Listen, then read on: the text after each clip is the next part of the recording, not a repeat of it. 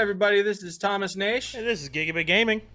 and this is the Guest Podcast where we talk about gaming, esports, streaming, and tech. We got a lot of news freaking today, and we're just going to hop right into it. We do have one update. We actually have our own Twitter now, so if you go to at the Guest Podcast, you can follow us. We're going to be posting highlights, news articles. Sorry, I got to mute my phone. Oh my god! And we're going to be having we're hoping to make our Twitter have a lot of activity on it to the point where we can even post smaller clips, and if we have updates or something like that, we can post it on there instead of putting the next update on the next podcast. So we're going to be working on that a lot and can't wait to see what we make of that. Exactly. Alright, so to get started in some gaming news, we got a lot of good news today. PlayStation 5 UI is going to be our starting topic. Very interesting. You want to get into that? Get into some detail? Yeah, so they unveiled the PlayStation 5 UI and it's looking pretty crispy. So PlayStation 5 UI, they're introducing the control center. So if you're playing a game and you want to go to the dashboard or whatever, all you have to do is hit the button on your controller, but instead of taking you to the dashboard, it launches the control center, which lets you navigate basically the dashboard, but without loading out of your game and taking you to the main menu where you have all your themes and your wallpapers, and instead of taking you all the way back there, you just get the ease of access to access anything you need to more quickly.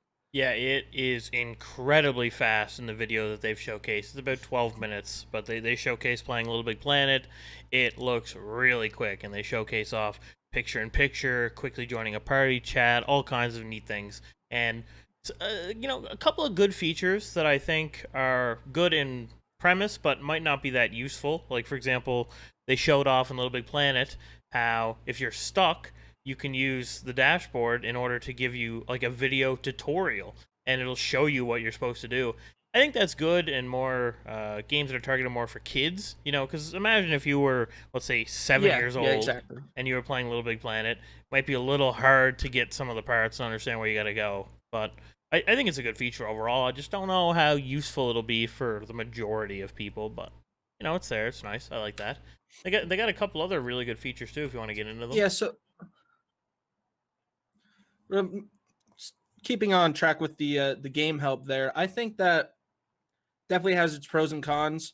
If you're one of those people who want to get all the collectibles in an open world game, maybe I can find that a little bit more useful instead of just going to YouTube and looking up all these articles and stuff. If the game help goes that in depth, it might be able to help there. But to have walkthroughs on games, you want to be challenged in a game. You don't want to have the option to have a hint every 10 seconds if you get stuck. You know what I mean? Cheesing every 2 minutes looking at how to do something when you don't bother even trying to figure it out yourself. Yeah, definitely aimed probably towards the younger generation. I mean, hey, Little Big Planet is a game that's aimed towards the younger generation as well. Oh. But I mean, I have a buddy who the only game he pre-ordered so far was the Sackboy Adventure game that's coming out on the PS5, just because he's played all the games and he's really excited for that one to come out. We also have a new feature called Cards. Basically, it's activities that show up while you're playing a game, and this seems like they'll be closely tied up with trophies and whatnot. But it'll be a card, and they're basically challenges. If you go to Call of Duty and you have all these challenges and such, there's challenges for individual games that you're playing. So beat these set of levels or get all of the items in this specific level. And it seems like it's mostly linked to trophies here. But I am excited to see how that's going to end up playing out. Because, I mean, hey, everybody loves challenges in games. And well, at least in Little Big Planet, it seemed like they were able to use it to fast travel to different parts in the game. He pulled up a challenge that he wasn't at in the game, and he went to it, and he was 33% through of it, and it fast traveled him to that part of the game to complete that challenge. And I don't know if every PS5 game will have that kind of integration, but the fact that it's there is really cool. Yeah, that'll probably be like PlayStation exclusive heavy Yeah. for these cards. I don't see every game having it unless PlayStation makes it a requirement. Like, hey, you got to implement this. I don't see them doing that. It'll probably be mostly PlayStation exclusives. Do you wanna, Like you said, the game help and the picture. What were you gonna say? Sorry. no, yeah, the game help and the picture in picture. I think the picture in picture thing is gonna be really cool. Like they showcase someone else playing a different game, and he could put it picture in picture on his screen while he was still playing his game, Mm-hmm. which is like, man, could you Yeah. imagine if you could do that with a YouTube video?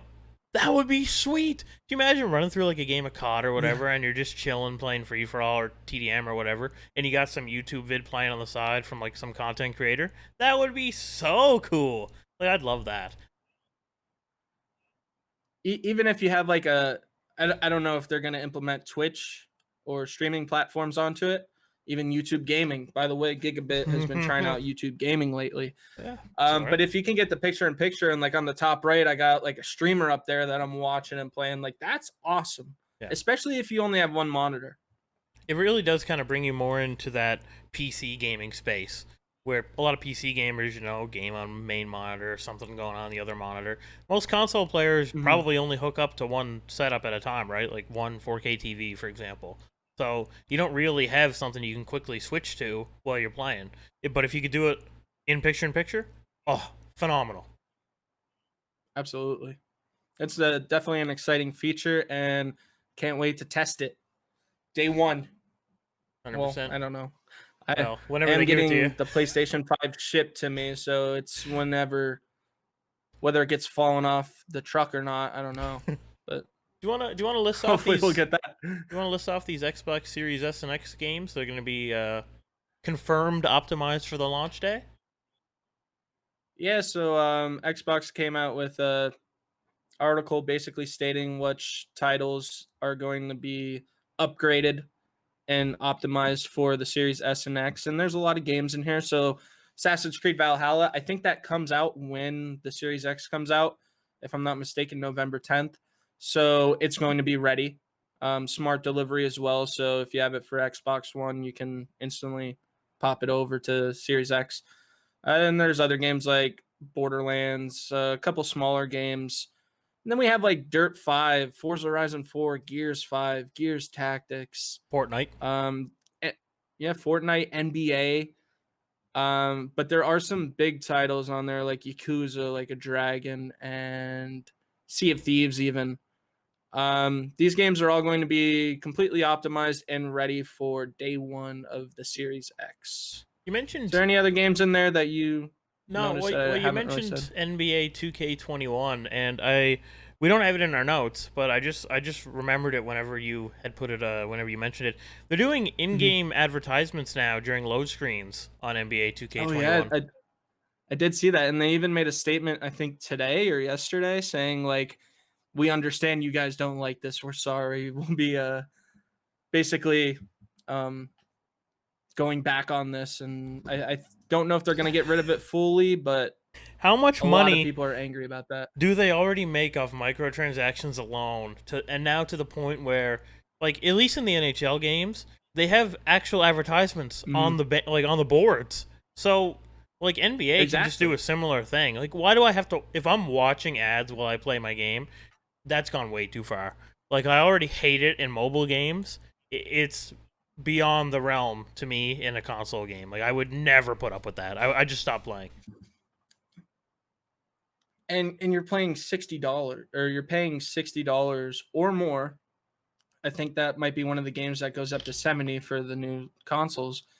But you're paying $60 to $70 and you have to watch advertisements while you're playing games. It's so stupid. It's like if you went to They the movie did theater and you had they to watch an did ad in the movie.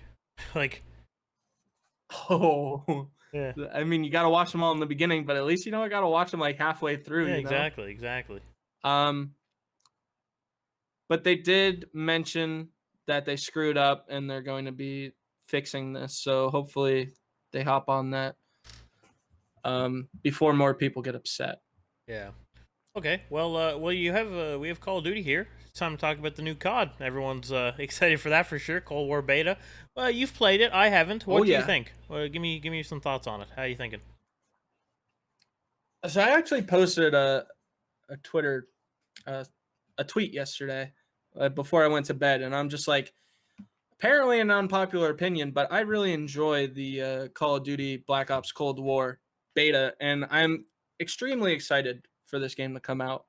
Um, I see a lot of people downplaying it, saying, "Oh, it's not Warzone," and I just honestly, I had such an amazing time playing this. I was able to get to max level, and I just had a ton of fun. We were destroying as a team, and there's the sweaty matches. The skill-based matchmaking is there, but hey, I highly enjoyed this game. Fireteam Dirty Bomb, brand new mode. It looks like it's basically going to be a side mode of their Warzone when that comes out, but it was a lot of fun. The maps were big. Um, I wish they got rid of helicopters and tanks, but we won't talk about that right now. And overall, I really enjoyed the game, and I can't wait for the release. Honestly. I haven't played, but from what I've seen, from videos and from what people talk about, I think the game has a really good foundation. Like the movement's good, Hmm. the actual gameplay is good, it's fun, the weapons are good, like everything is satisfying. Just some things need tweaking. I think the snipers, based off from what I've been reading and seeing some insane videos, might be a little too strong. It might ADS a little too quick. Giving you a bit, Yeah, making it a I think little too that's easy to use. so. During the alpha, the snipers were Insane, yeah. extremely overpowered.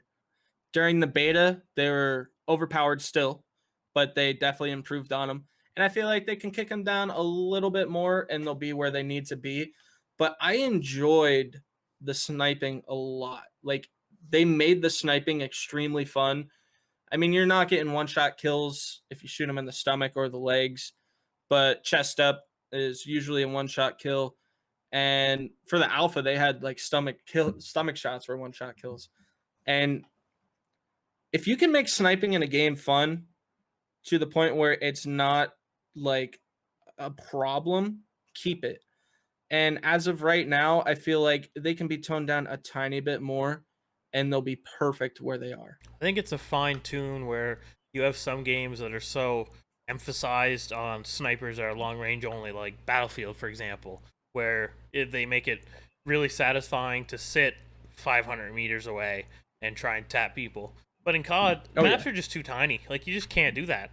So they got to make it more fast paced. And if it's too slow, they can't compete with, like, SMGs and assault rifles. But if they're too fast, they dominate the entire game. So it's definitely a fine Yeah. line. I feel like snipers shouldn't be as efficient in close quarters situation as they are or as they were in the beta. Like quick scoping up close was insanely good. But there are some like long distance maps in Call of Duty where they made it like, hey, if you're going to this certain portion of the map, like there's going to be snipers there, like especially satellite. If you go over to the dune section, it's like that's sniper haven. You want to be there, you want to snipe, and it's a really fun time. But then you go over to the right side and it's close quarters, SMG, assault rifles, and I think that they did a really good job with the map design in this Call of Duty because each section has their own gun plays. And if you're rocking like an SMG, you want to take the shorter route where it's more close quarters. And if you're rocking a sniper, you want to go to the other side where you can snipe other people that are at the other end. I mean, Yeah. I think they did very well with the map design in this game, to say the least. I think the main determining factor if this game's going to do well or not is if they can recover their anti-cheat in time for big day. Because right now in the alpha Yeah. and the beta, hackers again have decimated the enjoyment of thousands of games. Uh, Console players are now turning their crossplay off, and the reason why cheating is so rampant is because this is the exact same engine that's used in Warzone, and we all know Warzone is riddled with hackers, and it has been for months. Mm-hmm. The same cheats that work in Warzone are working on the new COD. Like literally that easy. So it's a big issue I, for them, and if they can't fix that, man, it's gonna be hard to play that on PC. I wish that Call of Duty, like, I just wish they gave more of a shit about the cheating in Call of Duty, because they don't say anything. Like, they don't say anything I about it. understand why the company might not talk about what they're doing, because if they make it public, we're updating this at this time and we're doing this and this and this, it gives people Yeah, that make the hacks and stuff more time, and makes it easier for them to get around the fixes. But at the same time, you got to be a that's a good little point. more transparent, because if you just don't say anything, it's a really bad look. They got to at least acknowledge, hey, Mhm. we know that they're cheating. We've seen the videos. I appreciate the reports. We are doing our best to resolve this. We hope to have an update out by this time that will hopefully help temporarily at the very least, because you're always going to get around it. And the main issue is just at an engine level. If it's designed and it has exploits that are easy to exploit, no matter how good your anti-cheat is, if your engine is vulnerable, they're going to get around it. Like they always will. Yeah, so I didn't personally experience any cheaters when I was playing, but I did watch videos of people who were facing cheaters, and I just found it insane that it's in a beta. But apparently, this did happen in Modern Warfare as well, where there were cheaters in the beta. I mean, as we can tell, that problem didn't really get resolved, but it just goes to show that people are going to develop cheats for betas, and with Modern Warfare being the same engine, it probably wasn't too hard to port it over. One more thing that I would like to mention real quick is the Call of Duty beta did allow for an FPS slider on consoles now. So when I was playing the beta last week, when it was just on PS4, I was able to crank that up to 120 FOV. And FOV or did I FPS? say? I was just gonna say. I think I said FPS. I'm talking about FOV though. Okay, okay. So I was able to crank it up to 120 FOV, and I have a PS4 Pro, so I don't know how big of a difference this made, but I wasn't getting like any FPS drops or anything. It ran very well, and it seems like they're able to manage the 120 field of view. They might be doing it's a common technique, and especially if you crank the field of view, it'll lower the resolution on the edges of your screen because it's not the main focus, and that'll keep performance up. Mm-hmm. They might be doing techniques like that in order to keep the performance high, Yeah, especially on current gen consoles where it's not the best yet. But once the PS5 and stuff come out, they likely won't be needing those kinds of techniques because they can run at native 1080p no problem. But we were yeah. talking about cheaters there a minute ago, and big news here for Destiny 2 players. Bungie has just shut down one of the most prominent cheat sellers in the industry. So the cheat seller, Perfect Aim, obviously a clever name, sells cheats for a large number of games, and these cheats include ESP, aimbot, teleporting, and more. Bungie, however, has issued a cease and desist order on their website, and the employees at Perfect Aim had said, "We won't comment on whether these claims are justified or not, but we have decided to comply with this demand regardless. We are sorry for any inconvenience caused to our customers." So these guys were selling cheats, and Bungie shut them down. They said this is ruining our copyright agreement. This is against the law. We are shutting this down, and they shut it down successfully. So that's pretty big news, and it kind of points to like why other game developers aren't doing this. Because obviously, if it infringes on Bungie, it should infringe on you as Ubisoft or Activision or whatever you have. You know what I mean? So Mm-hmm. Yeah. So I find it kind of crazy that these cheat sellers are releasing statements saying that they don't know if these claims are justified or not. You're creating cheats for a game, okay? You're making the game unplayable. Everything on shutting you down is justifiable, okay? Just cut your losses and get out of there. by them agreeing to shut their service down, that means that they don't want to go to court over it. Because if they say no, then it goes to Yeah, court. And if they go to court, it's going to cost a lot of money and they'll lose. So they know it's not justified. It's just trying to save exactly. face.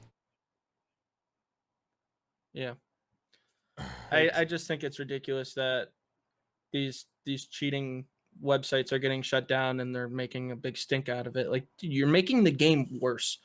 You're literally ruining the game for millions of people, and you're gonna say we don't know if this is justified or not. Like, what's worse is like screw off. people spending 20, 30, 40, 50 bucks on these cheats, man. And like some people get caught pretty quick. Like, could you imagine spending 50 bucks on cheats and you get caught in like 2 hours and your account's gone? And now you got to buy a new account, whether you buy a used account off someone else because these websites sell that stuff too, or you buy a brand new copy of the game for a new account that you have to make. It's like, man, this is a lot of money you're getting into just to cheat. Like, come on, like just play the game legit. What? I never understood how you enjoy playing the game cheating. It's like I understand the shock factor of being blatant. Like, you know, I got my walls, my aimbot, and whatever, and I'm just spraying everyone. I don't miss. I'm so blatant. Everyone knows I'm cheating right away. But then you have the people that closet cheat. Like, they only turn the walls on for a split second, and they turn them off, and they come around the corner, and they pre-fire you because they just checked 10 seconds ago, and they know you're there. And it's like, oh, I can't prove you're cheating, but, like, how do you know this stuff? Like, you're the smartest player I've ever met. And that is worse, in my opinion, like the people that closet cheat, because it ruins the game, and you don't even know you got cheated. It's different if I know that guy, oh, well, easy loss, like, this guy's just cheating, whatever. But it's like, oh, it's almost like if you're a cyclist, and the guy who wins was blood doping, but you have no way to prove it. You're like, man, he's so much faster. He can go so much like longer without pausing or whatever. This guy's either the best cyclist on the planet or he's cheating. That's how it feels like in these online video games. And that's the thing with like even Valorant. When Valorant came out, people were like, "Hey, here's this cheat website for Valorant. All you have to do is this, this, and this, and nobody will ever know that you're cheating." And it's just like impossible to prove in certain situations that like this guy's headshotting you from a mile away, and it's just like, is his aim really that good, or is he cheating? Like, you can't tell. And I think that's a big problem for a lot of games. And I mean, when you take it to an esports level, there are people broadcasting and spectating. So, I mean, even if you go to venues, you're using certain computers and such that cheats aren't on. But at a local player level where you're just doing like online tournaments and such, these cheats can be a huge problem. Oh, it's crazy. Like, ruins the game for literally millions of people. Like, if you've ever been in a game with a cheater, which I'm sure you have, whether you know it or not, it's insanely frustrating. Like, people that are like level 50 in Siege, for example, like a low level, and they're just like it's either they're cheating or this is the best game of their life. And I refuse to believe that I run into people having the best game of their life every game. Like, come on now, it's crazy. Yep. Don't call them a hacker too, because you're giving them too much clout. Just they're straight up cheaters, you know. Yeah, the people that design this stuff, those are the real hackers. The people that use it, there's nothing impressive about buying a script and running it. Yep. So hey, Xbox, Bethesda. Let's continue the news on this because it's pretty big. They're saying that basically, in an interview with Kotaku, Phil Spencer said Microsoft would make all future Bethesda games Xbox exclusives, but they could. So he's saying that these games don't have to be Xbox exclusives, and we're not saying that they're going to be, but they could be if we want to. And he's not worried about like the loss of money. They said that they could recoup the money pretty easily if they even made all future Bethesda games Xbox exclusive. Yeah. This is something that we can honestly talk about because it's just like, if I were Xbox or Microsoft, I would say I just paid $7.5 billion to acquire Bethesda. I'm going to make Elder Scrolls Xbox only.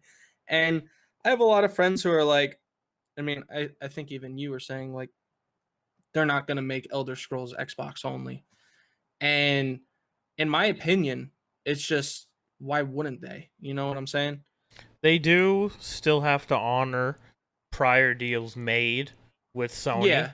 And so if it was already made a deal that, hey, this game has to be on our platform type thing, they can't really breach that.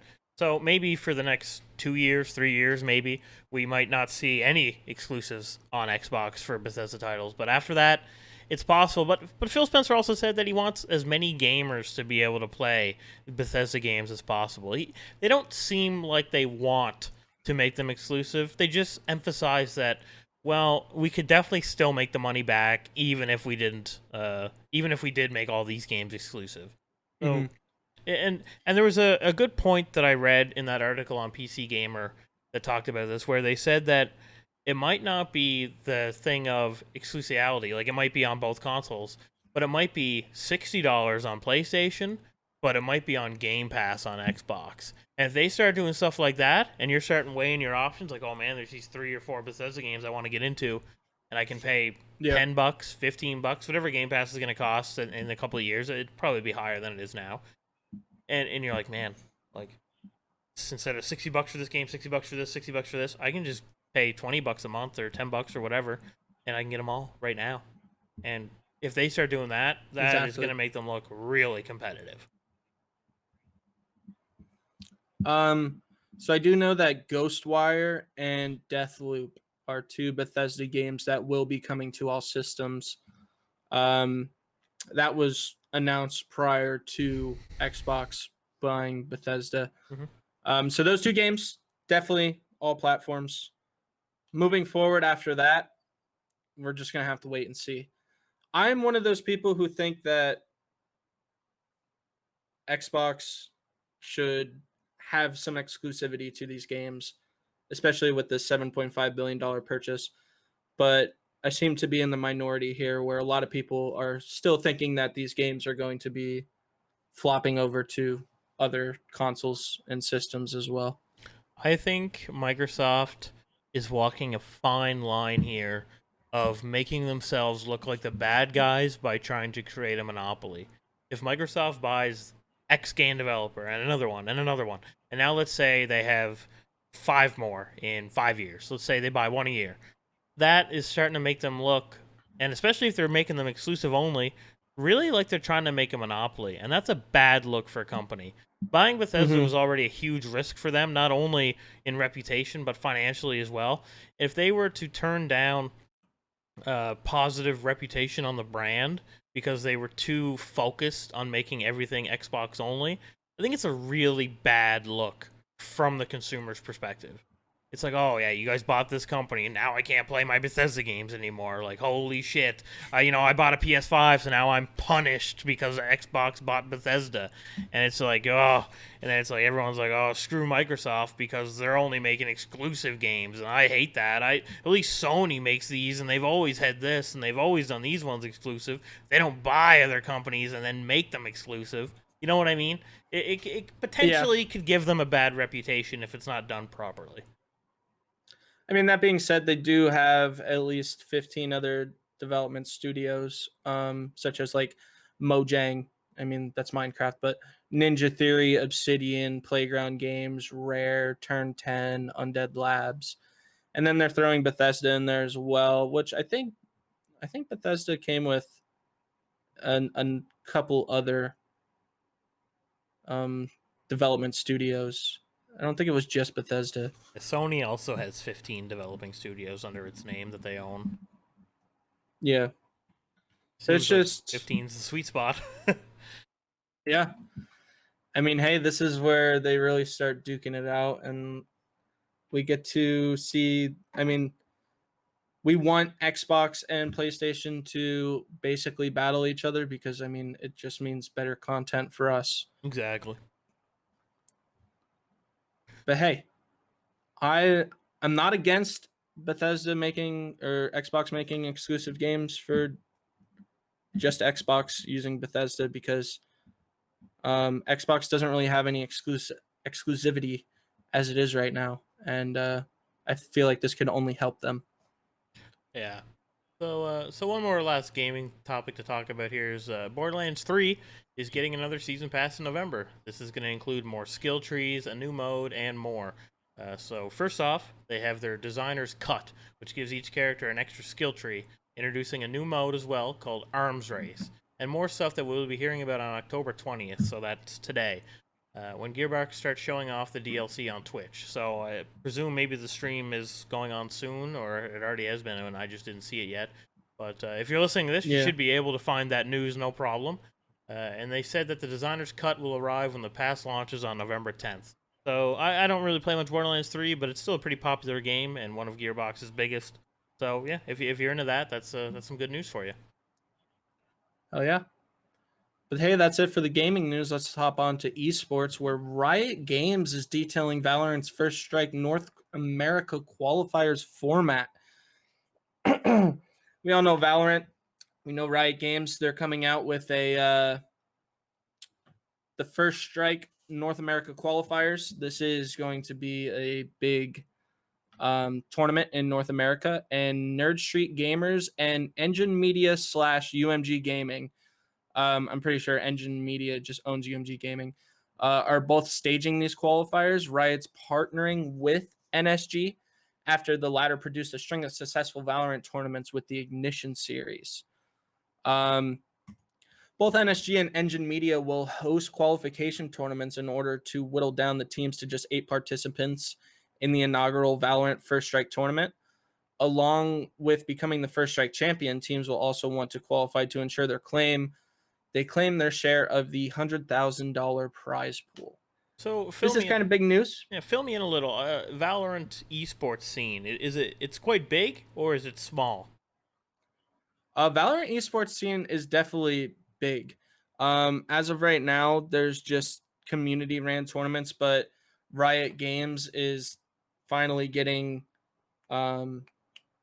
into it and bringing together the Nerd Street Gamers and UMG to run this tournament for them. Okay. $100,000 prize pool. I mean, it doesn't sound like it's an insane amount of money compared to other esports tournaments going on, but this is big news because they're finally getting rolling on the esports scene for Valorant. Yeah, 100K is no joke, and it's just a good first step, right? Like, League of Legends didn't start off with, I hope I'm right when I say this, like an insanely high prize pool. So, no one starts off with a $1 million prize pool, and you might not ever get to that point where, like, a game like League or Dota is, where their esports scenes are ginormous. Even CSGO is huge on the esports scene, and Valorant, I don't know, you've played more than me. You might know a little more. Is it really that popular still? Like, is there a lot of people still playing it, or has it really died down since launch? So it's definitely died down since launch, but I don't think you can find an official player count right now, and it's definitely dwindled. But they just started Act 2, like last week, which definitely brought some people back. A new map with a new what the hell do they call them? Champion operator. I don't even forget. Agent. A new agent is coming out very soon. So that always brings people back. And I mean, there's a lot of big streamers that still play it too. I mean, Shroud and Ninja, they're still gaming it out. And there's just a lot of North American tournaments going on for this game, which is making it as prominent, I guess you can say, as it is right now. The official player count hasn't been released, but they did say in the beta period they had over 3 million people logging in every day to play. So obviously your numbers are going to be a lot dwindled from there, but that's still a lot. I mean, I wouldn't doubt if it was under 1 million right now. But that being said, daily players, it's well under 1 million. It'd be well under 100,000. I'm guessing. Like even debatable. I guess even like the biggest games on Steam like hit like 100,000 on a good day. I mean, Rocket League right now is hitting over 1 million a day. Well, that's all 3 1 million concurrent. Right? So that's a little different. Well, Valorant's free too. Yep. No. Rocket League's on all platforms. Valorant's just PC. Oh, right? Yeah. Yeah, so I get what you're saying. Yeah. But I myself did some UMG gaming tournaments with Valorant, and they were a lot of fun. So UMG is definitely one of the better partners, I guess you can say, to host these tournaments. And I'm sure there's already teams that will be already advanced to like the main stage. And what's happening is anybody who wants to enter either pays the entrance fee or gets invited or whatever, and then they fight to be one of the top 8 contenders in this tournament. So it'll be exciting to see how that goes. There'll be more news on this as the tournament gets closer, but I'm sure I'll be tuning in because Valorant esports is very interesting to watch. And there's a lot of like 200 IQ plays that you're like, holy shit, like that was amazing. And just makes it more entertaining, in my opinion. Yeah, so I see you have here about 100 Thieves no longer fielding a CSGO roster. I wonder if that's related to Valorant at all. But yeah, 100 Thieves will no longer field a Counter-Strike Global Offensive roster after reports Friday that stars Justin J.K.S. Savage would be transferred to Complexity. The team will part with its majority Australian roster just a year after it signed, the team that previously competed on the Renegades banner. Since October 2019, the team has continued to be among the elite in the North American region. So they're very good. Matthew Nadeshot, Yeah. how do you say that? Haag? Whatever. Hag. Nadeshot, everyone knows Nadeshot. The organization's founder and Yeah. CEO justified the decision with the ambiguity, vagueness, and uncertainty in the CSGO scene right now, and the fact that because of the coronavirus pandemic, most big tournaments will be based in Europe, which is far away from the organization's Los Angeles headquarters. So from what it sounds like, they just don't seem it's feasible for them to play CS:GO anymore competitively. Yeah. Yeah. And I mean, we can even go back a tiny bit on Valorant here. The esports scene might not be taking off as much because of this coronavirus pandemic, and I Fair mean, point. 100 Thieves no longer fielding a CS:GO roster because of this coronavirus. It's just all hand in hand at this point. I did so. Nadeshot actually released a video on the 100 Thieves YouTube that basically stated all the reasons as to why they were breaking up the CS:GO team, but they went about it in a very like good way. They're transferring their players to other teams. They're very talented people, and it's just LA doesn't really have a place for CS:GO as we speak because CS:GO has mainly turned into a EU scene at this point. Yep.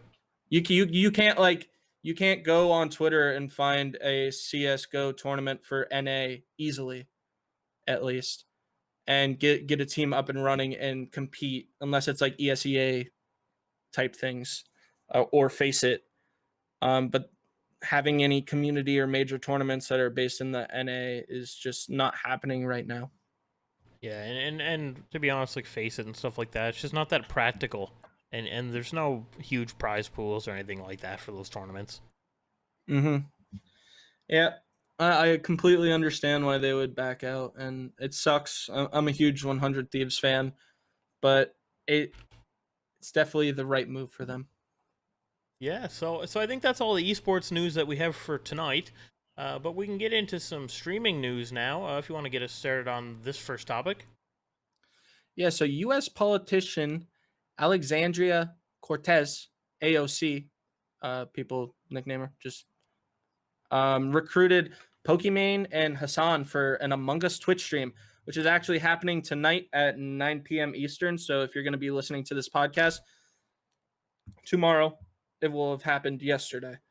So the U.S. politician nearly broke Twitter when she asked completely out of the blue if anyone would want to play Among Us with her on Twitch. And none other than Pokimane and Hasan seem to be some of the chosen few to get a shot. I did see that there was some YouTube creators. I think even Dr. Disrespect was interested. Gus Johnson, who isn't exactly a gamer, but he's a YouTube creator. And there was even some like WWE stars that wanted to get in on this. I'm not exactly sure the full roster of who she's going to be playing with, except for Pokimane and Hasan. But they instantly were like, "Hey, I'm down. Count me in." And she was like, all right, I'm going to get some streaming stuff, streaming equipment, and we're gonna get this happen like tomorrow. So although she did indicate the stream would be going down as soon as possible when she gets set up, there's no official date, which I mean, article's a little out of date. It is happening today at 9 o'clock. She did create her own Twitch channel shortly after talking with Pokimane Hasan. She's no stranger to Twitch. In July, she actually put forward an amendment that would have forbidden U.S. armed forces from spending funds to recruit young people for military service through live streaming platforms such as Twitch or other esports related activities. Which I'm not for or against this. I mean, hey, if it makes sense, I'm not here to speak political on matters, but Yeah, that's a whole different topic, right? And I think with the whole U.S. Army on Twitch thing, the problem isn't what I think they're doing is so bad. It's have you ever seen the chat in that those like it's insanity, the most toxic I've ever seen. People asking the guy and they can't do anything about it. Nonstop, like how many war crimes you've committed, and just absurd things like this. And man, this guy likely has probably never even seen combat. I think the guy that they have doing it is like maybe 25. So if he has seen combat, it wouldn't be a lot. And he's front lines esports guy and like streamer. So how much combat do you think this guy has seen to the point where you're asking him about war crimes and stuff? Like, this isn't. It's a whole different thing, and I don't want to get too into it, but yeah, whether you're for or against it, it doesn't really matter at the end of the day, I don't suppose, because if they're not going to be able to recruit there, they're just going to go somewhere else. So. Yep.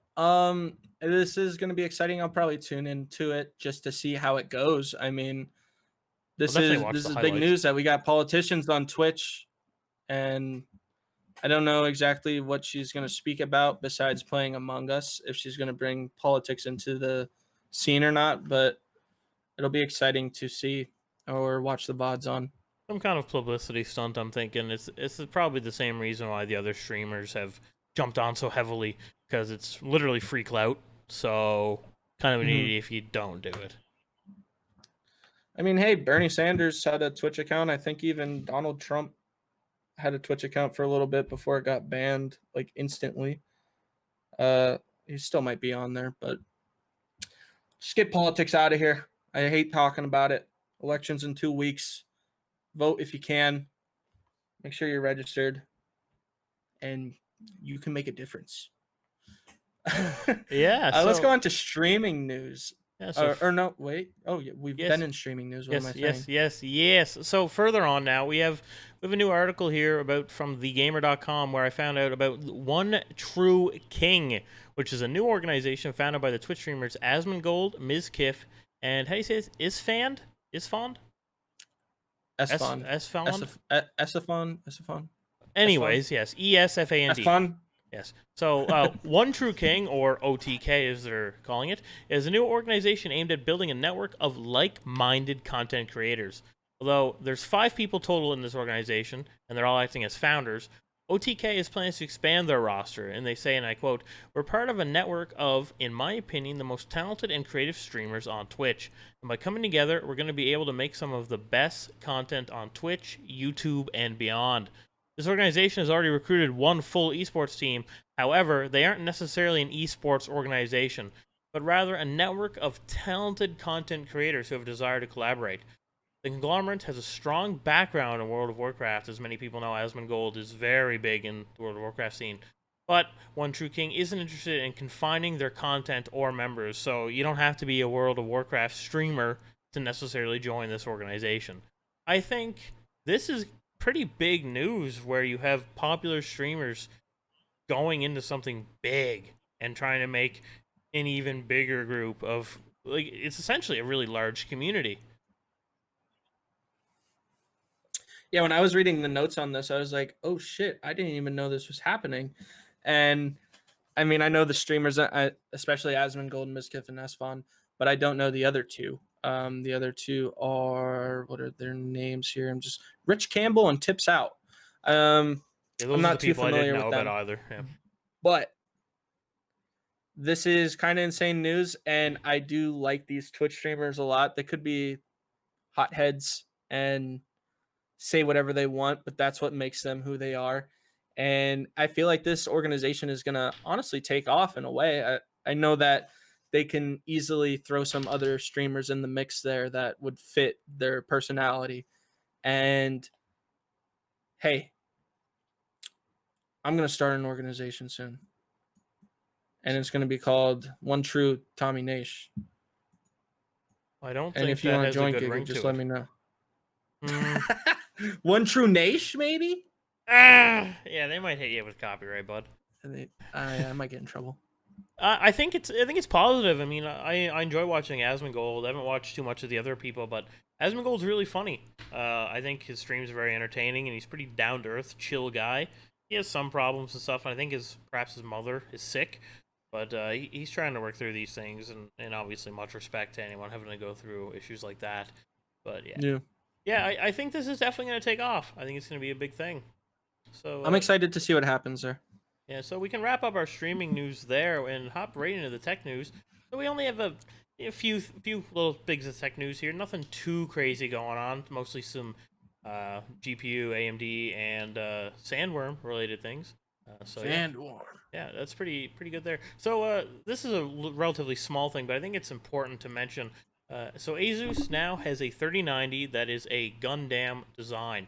If you don't know what that is, I think it's I'm about to explain it, even though I don't know it that well. That's an anime thing, right? The Gundam thing. It's part of a Gundam. Yeah. Gundam. Sorry, I say it wrong. Part of a. Gundam.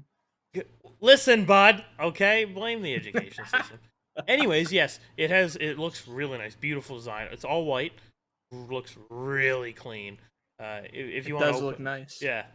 So it has a clock speed of 1890 boost in OC mode, 1860 in the gaming mode, which is higher than Nvidia's 1.7 gigahertz boost clock.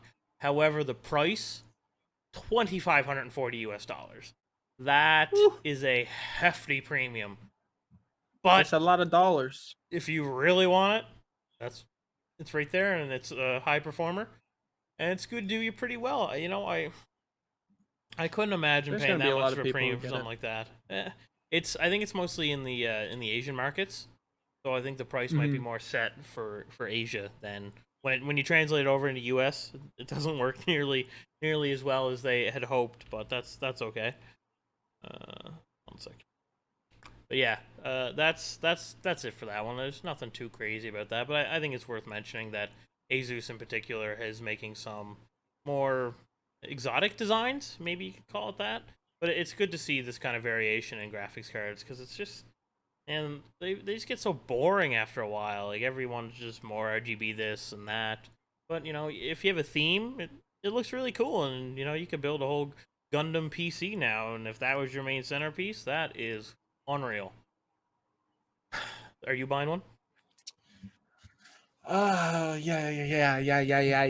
Buying two. I'm gonna be building a new computer next year, and when that time comes, whatever's out at that time that is considered not the best of the best, but I want to future proof a little bit. Yeah, for sure. Next year around that time, I will be building a new computer. So speaking of graphics cards, EVGA now has gifted Extreme Overclockers a 450 watt beta BIOS for their RTX 3080 FTW3 Ultra. Bit of a mouthful. So the stock power target on the original card is 400 watts. This new beta BIOS will crank it up to 450 watts. Now, allowing more power draw typically can give you higher clock speeds. Generates more heat, sure, but if you don't care about maxing out your cooler noise, then whatever. EVGA, however, doesn't guarantee any performance increases, but they've made this BIOS available due to popular demand. Kind of crazy how many hardcore overclockers and performance-seeking people that are screaming at EVGA to please unlock more power for us, please. Yeah, that's insane. So they've done that, and EVGA recommends at least an 850 watt power supply and a case that has good cooling, because using this beta BIOS, it's definitely going to increase your temps if you're maxing out your power. So you got to keep that in mind.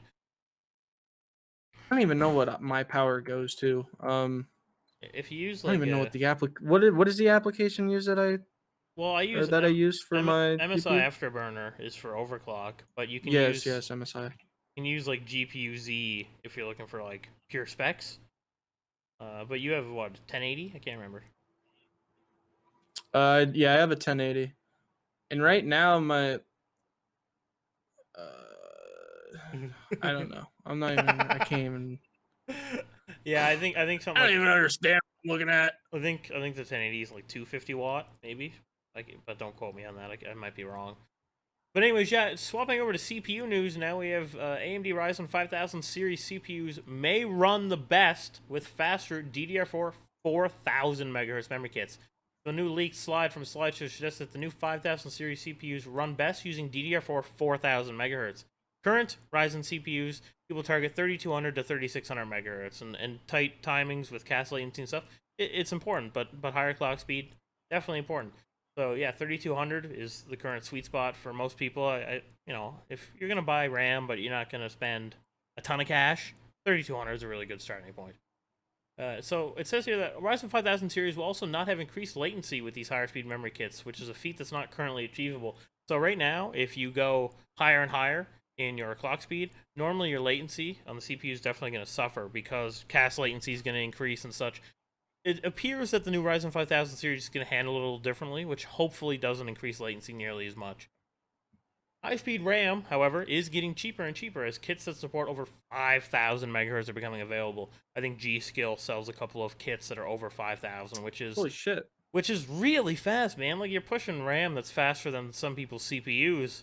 Like that's crazy. That is insanely fast. But I gotta preface that all this news is still unconfirmed. The slide could be fake. We're not too sure, but yeah, Yeah. hopefully it's real because it would be nice to have another reason to get higher speed memory because I personally believe that once DDR5 comes out, we're going to get a lot of gains in the memory department, which is going to significantly reduce latency, and it's definitely going to increase your frame rate in games a lot because people underestimate how important RAM speed is because all your stuff goes through RAM. Like your game is in the RAM, like everything is Yeah. in your memory, and your CPU talks to the memory directly. So if the memory can be faster, it's just going to increase your performance.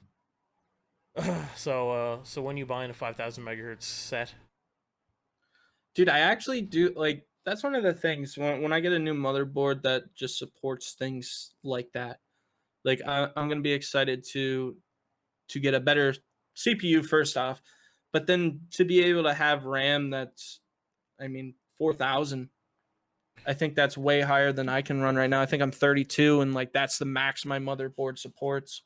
So Yeah, I'm at I 3600 myself, but that's an overclock. They're only 3200 uh, yeah, dim. So I'm excited 100% to be able to purchase things like that. And even like the NVMEs, I mean, they're getting insanely fast too. and they're I getting mean, cheaper and cheaper all the time. yeah, you think that like an NVMe, holy shit, this is fast, and then they're just constantly coming out with upgrades to make them even faster. It's just like, okay, well, I can't wait to get my hands on one of those. Yeah, Uh, I do plan personally on taking out some hard drives. Like I was looking at a 6 terabyte WD Black because I think if I had one of those, that'd give me more than enough storage for anything I need, and then oh yeah, swap out my OS SSD with a 1 terabyte, and then a 2 terabyte SSD for games and stuff. I think that would be ideal. You know, I don't think I'd max that out 100%. anytime Yeah, soon. I only have a 256 gigabyte NVMe. I just bought it solely for the purpose of running Windows and Escape from Tarkov, and it does its job. Um, and it's insanely fast. So I I ended up being able to fit the new Forza Motorsport, well, the newest to come out on PC, Forza Motorsport 7. I Yeah. was able to fit that on there, and it's just like loading the maps and getting into the games insanely quick. Um, I do want to get a bigger NVMe. Like if I was able to get my hands on a 2 terabyte, I would be ecstatic. Oh, you'd be screaming. It'd be sweet. Yeah. And hey, before we move on to this last topic, I just want to state that AOC, like Alexandria Cortez, did go live, and right now she's at just about 200,000 viewers on Twitch. So that's First, like an first stream on the insane platform. amount. That's crazy. She actually is over 200,000 right now. It just hit it. She's been streaming for 20 minutes and she has 200,212 viewers, which I mean, She started early. Yeah, she did. She started way earlier, and see if she breaks some records. It's possible. Does she have a face cam or anything, or? Yeah, she does have a face cam right now. She has Among Us running in the background. She's probably hardly even gonna play. She was just saying recently on, hey, there's 3 ways to vote. Get out there, register. I think it might be too late to register at this point. But she's basically saying, hey, get out there and vote. It's just insane to see a politician on Twitch and have over 200,000 viewers like that quickly first stream. I mean, her Twitch has been created a day ago, and she's way up there. She's definitely a view bot in it, and I knew she'd cheat the system. Yeah. But let's go with this last topic here. US indicts Sandworm, Russia's most destructive cyber war unit. Yeah, so just to preface this is a bit of a complicated topic, and if you're looking to get more information about it, there is a book about Sandworm, which is a very good read, as well as episodes on a particular podcast I listen to called Darknet Diaries that explain this in greater depth than this article, but essentially we'll explain it here a little. So the Department of Justice has named and charged 6 men for allegedly carrying out many of the most costly cyber attacks in history. Nearly half a decade ago, the Russian hackers known as Sandworm hit western Ukraine with the first ever cyber attack to cause a blackout. Sandworm embarked on a years-long spree of destructive attacks, another blackout attack on the Ukrainian capital of Kiev in 2016, the release of the NotPetya worm in 2017 that spread globally from Ukraine to cause over $10 billion in damages worldwide, and a cyber attack that temporarily destroyed the infrastructure IT backend of the 2018 Winter Olympics in South Korea. So this is essentially a form of ransomware. So it gets on. It goes through a worm. So essentially, a worm is really easy to travel throughout the internet and infect different computers. And ransomware is designed to encrypt a computer. So if you combine the two in a worm and ransomware, you have a highly spreading malware that will encrypt all the files on your computer and spread from one computer to the next. So once you have something like that going on your network, it's pretty much game over. So that's insane. On Monday, the Department of Justice unsealed charges including computer fraud and conspiracy against 6 of the hackers who allegedly make up Sandworm, a group also known in the security industry by the names Telebots, Voodoo Bear, and Hades, and confirmed earlier this week to work in Unit 74455 of Russia's GRU military and intelligence agency, based in a building known as the Tower in the Moscow suburb of Khimki?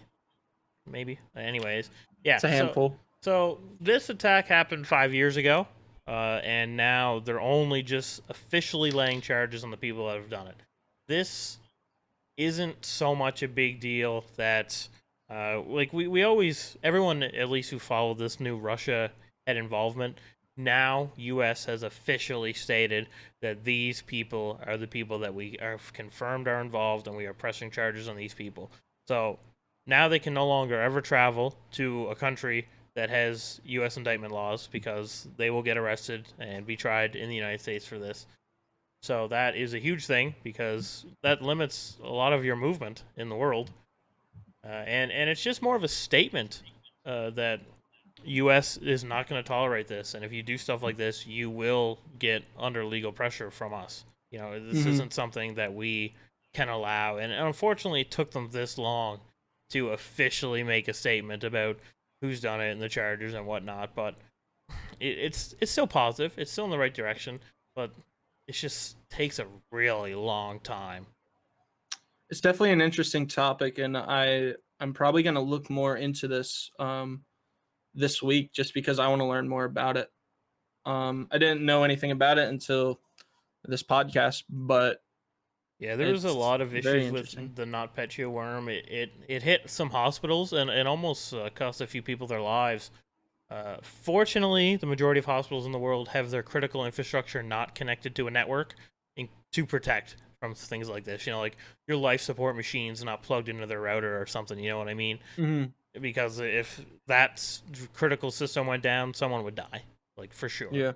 So, you know, it's a hit and miss. There was almost one person that had died due to an issue in a hospital because of this. They just couldn't get the treatment that they were supposed to get. But it was, at the end, they did survive and it was okay. But it's only a matter of time before something like this could potentially hit the United States power grid, for example, because that's what Russia was doing in Ukraine. They were targeting Ukraine to test this malware against their power stations. They've done it over 2 times now. So, and this was only about a year ago that the United States officials found some malware inside some electrical substations in the United States that were sitting in there, but they weren't doing anything. They were just idle. But some of the malware did have some pretty deep hooks into their networks, which potentially could allow them to control and disable safety measures inside the power equipment, which is what allows them to destroy this equipment and turn off the power. That's insane to think about. In a lot of experts think that because Ukraine isn't as advanced as the United States, they're more analog. So when their substation or power station or whatever gets hit, they quickly can swap to analog backups because they have those on hand and they only just replaced them not that long ago. But in the United States, things in power plants have been digital for so long that there might not be a quick analog backup to fix. And if you have an entire city in a blackout for 12 hours, let's say worst case, a day, that's a lot of time for your citizens to be without power in a first world country in a spot that there's no reason to lose power. Yeah. I'll definitely it makes you think about it. I'll link that book to you, Tommy, because it's an ebook that you can get on Kindle or whatever. It's a really good book, and a couple of those podcast episodes too from Darknet Diaries. Very very good guy. Anyone listening should check out Darknet Diaries as well if you have any interest in this kind of stuff. They talk about all kinds of hacks and malware and stuff like that on the podcast. Very good podcast. I listen to it every week. But yeah, that'll wrap it up for that last topic. But it's very good news, very very positive news. It's just a shame that cyber warfare like this exists. Yeah, it's only going to get worse from here too. It's just we'll eventually see more and more news on it as time goes on, but just gotta hope for the best here. And hey, get into cybersecurity and join the team. There's a lot of money to be made. Yeah, you can make a lot of money, and you can prevent attacks like this from happening on U.S./Canadian soil. But yeah, is there anything else you want to talk about before we end here? No, I think this is a good spot to end. I think we did a really good show. I do want to mention one more thing for the streaming portion. Kind of just want to go back there. I did happen to get the Soundtrack by Twitch application beta. I got the email for that today, and I took a quick look at it, and there's all these different playlists that I can choose from. I can't choose individual songs at the moment, but I could choose playlists. Like this one's powered by Ammunition, so Ammunition selects metalcore and more for her official playlist. And you can just click on that, and it'll play music that she might like and listen to, especially if you like metalcore. There's also things such as just chilling music, release spotlight, rap, dance, electronic, lo-fi.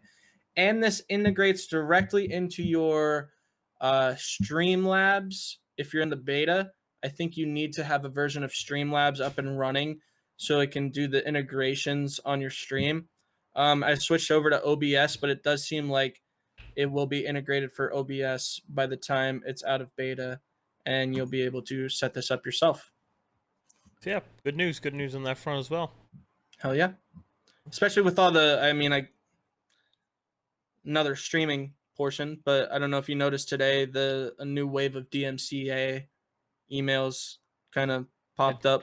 I saw that. I didn't get anything, so I'm okay. Yeah, it seemed like it was geared towards Twitch partners at this time, and they didn't give any. Well, I mean, it was a warning email, but they just deleted VODs instantly. They're just like, "Hey, we took the right measures for you. Your VODs that contain this music are gone," and people are just like, "Is there any way that I can counterclaim this?" And they're like, "Nah, you don't want to counterclaim this. Like, it's gone." And it's resolved. It's gone. Don't worry about it. I guess we'll be able to provide an update on that next week to see how that's turning out. Yeah, that's the G.E.S.T podcast, guys. Gaming, esports, streaming, and technology. I'm Gigabit Gaming. I'm Tommy Nation. Don't forget to check out our new Twitter at the G.E.S.T podcast, where we will be producing quality content for everyone to view on Twitter. Quality. We're going to be putting some highlights on there, some gaming news before we can talk about it on the podcast. And bada boom, bada bang. That's the show. Peace out, everybody.